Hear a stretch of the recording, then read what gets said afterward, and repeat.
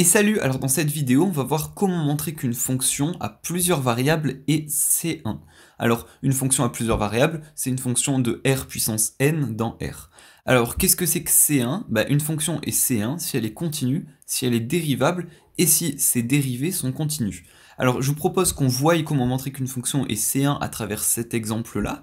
Alors, vous pouvez faire ça de votre côté, mettre la vidéo sur pause et vérifier le résultat après. Ou sinon, on va faire ça ensemble. Alors, dans cette vidéo, on va voir pas mal de méthodes qu'on a déjà vues dans les vidéos précédentes. Donc du coup, pour bien comprendre ça, il va falloir regarder les vidéos précédentes qui parlent de comment montrer qu'une fonction est continue, comment montrer qu'elle est dérivable, etc. Et cette vidéo, vous pouvez la voir aussi comme quelque chose qui va vous permettre de valider si vous avez bien compris les méthodes précédentes ou pas. Et pour montrer qu'elle est C1, on verra un petit truc en plus qui change de d'habitude. Alors dans un premier temps, on va tenter de voir si cette fonction est continue. Alors, est-ce qu'elle est continue? Rappelez-vous de la méthode pour montrer qu'une fonction est continue. C'est pas très compliqué, il suffit de faire un changement de variable. Alors bon, là je vais faire ça très vite. Donc si je fais un changement de variable, je vais avoir quelque chose sous forme r cube cos θ carré sin θ sur r carré cos θ carré plus sin θ carré, ça fait 1. Donc là je peux enlever le carré et le 3. Et du coup, là ça nous fait quelque chose sous la forme r cos θ carré sinus de θ, et on voit bien que quand on fait tendre r vers 0, donc du coup limite quand r tend vers 0 de la fonction, donc f de du coup rθ, vu que j'ai changé de variable, et bien du coup on trouve bien que c'est 0. Alors cette fonction tend bien vers 0, c'est-à-dire que elle tend vers cette valeur-là, en l'origine. Donc du coup, c'est bon, donc la fonction est continue, en l'origine. Alors évidemment, je fais ça très vite, je développe pas comme il faudrait le faire dans l'optimal, mais là on va vraiment très vite. Et évidemment, hors de l'origine, elle est aussi continue, puisque x carré y sur x carré plus y carré, c'est continu, sauf du coup quand le dénominateur il s'annule, c'est-à-dire quand x carré plus y carré est égal à 0, et x carré plus y carré est égal à 0 quand x et y valent tous les deux 0, et ça donc c'est le cas où on est en l'origine. Donc on a vérifié que tout était continu. Alors du coup, ensuite, est-ce que la fonction est dérivable? Alors pour voir si la fonction est dérivable, il faut faire 4 trucs. D'abord, il faut vérifier si cette fonction-là admet des dérivées partielles selon x et y, et si cette fonction admet des dérivées partielles en un point, au point 0, 0, selon x et y.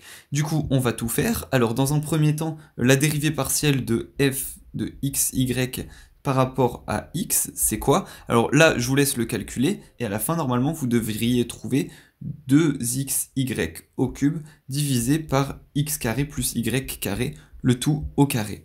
On peut faire la même chose avec la dérivée de f de xy par rapport à la variable y, et du coup là, si vous faites le calcul, normalement, à la fin, vous devriez trouver x carré facteur de x carré moins y carré, le tout divisé par x carré plus y carré, le tout au carré, comme ceci. Alors étant donné que les dérivées partielles selon x et selon y de la fonction hors de 0 existent, et on voit bien que ces dérivées partielles sont continues, ça veut dire que la fonction est C1 sur R différent de 0.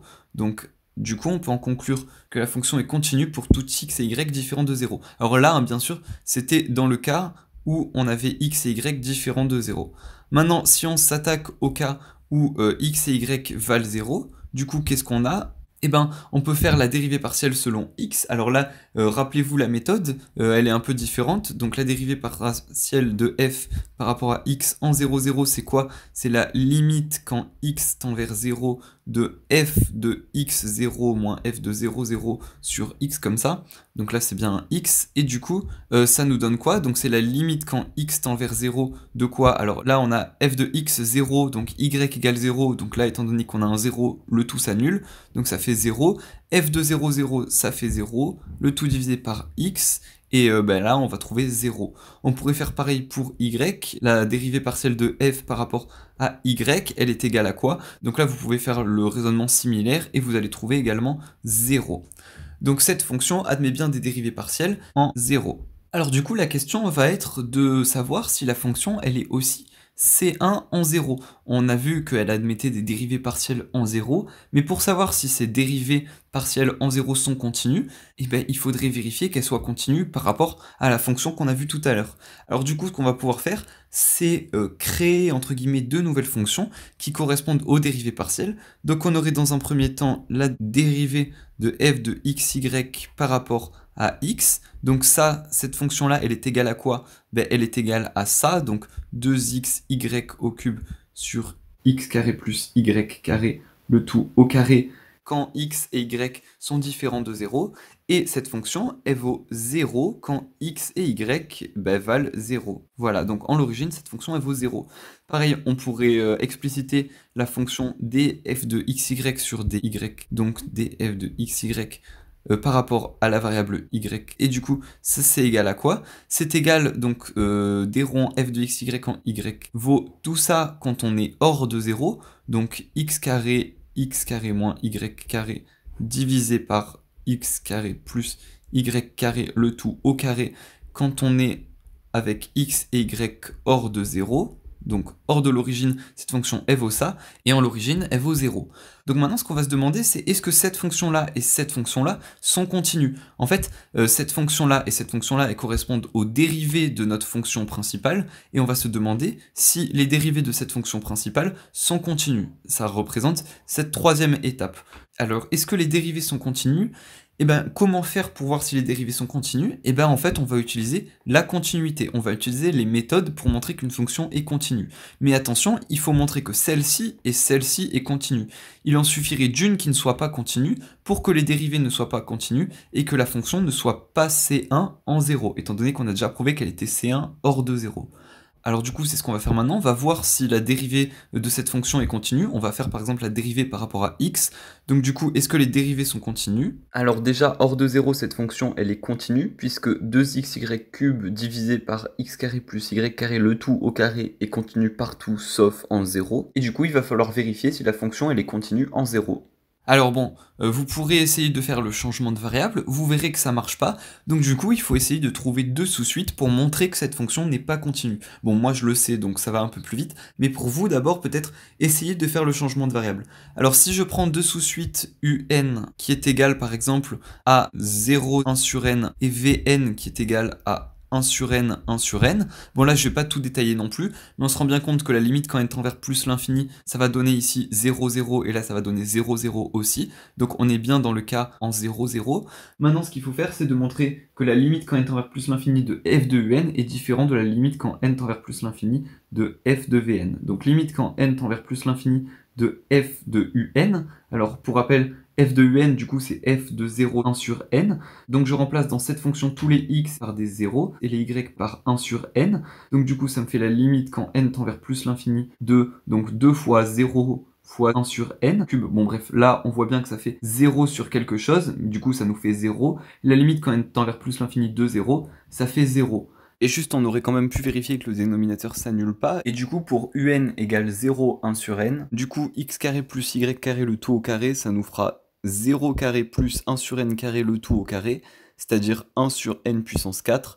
Donc on voit bien que c'est pas 0, donc le dénominateur ne s'annule pas. On pourrait faire la même chose avec vn, la limite quand n tend vers plus l'infini de f de vn. Qu'est-ce que ça nous donne? Donc ça nous donne la limite quand n tend vers plus l'infini de, du coup, cette fonction, sauf qu'on remplace tous les x et les y par 1 sur n.